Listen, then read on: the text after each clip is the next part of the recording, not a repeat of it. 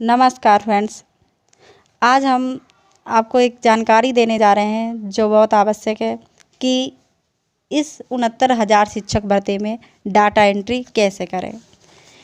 क्योंकि एक आपकी छोटी सी गलती यानी गलत डाटा एंट्री से आप भर्ती से बाहर हो सकते हैं। डाटा एंट्री करने से पहले सुनिश्चित करें कि अगर आप कैफ़े से एंट्री करा रहे हैं तो वह व्यक्ति आपका विश्वसनीय होना चाहिए, क्योंकि कई बार ऐसे लोग जानबूझकर गलत एंट्री कर देते हैं और बाद में अभ्यर्थी को भर्ती से बाहर होना पड़ता है। ऐसे ईर्ष्या वाले व्यक्ति जो आपसे किसी जाति भावना को लेकर या किसी वैमनस्यता के कारण आप लोग ऐसे व्यक्ति से बिल्कुल भी डाटा एंट्री ना करवाएं।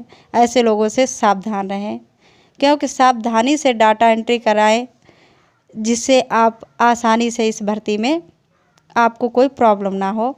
आप जब भी डाटा एंट्री कराएं तो मोबाइल नंबर स्वयं का ही प्रयोग करें। दूसरे का मोबाइल नंबर प्रयोग से आपको समस्या भी हो सकती है।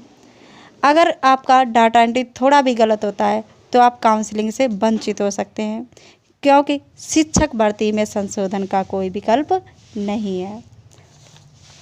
मैं आपको उदाहरण के तौर पर बताना चाहती हूँ कि मेरी एक फ्रेंड ने 68,500 शिक्षक भर्ती में जिस कैफ़े से फॉर्म भरवाया था उसने उसमें डाटा एंट्री में फ्रीडम फाइटर का ऑप्शन यस कर दिया था, जिससे जब उसे आरक्षण की सीट प्राप्त हुई, आप जानते हैं कि आरक्षण की सीट की मेरिट कम जाती है, तो उसका नाम आ गया और जब उसकी काउंसलिंग की बारी आई तो उन्होंने फ्रीडम फाइटर का सर्टिफिकेट मांगा और उपलब्ध ना होने के कारण भर्ती को रोक दिया।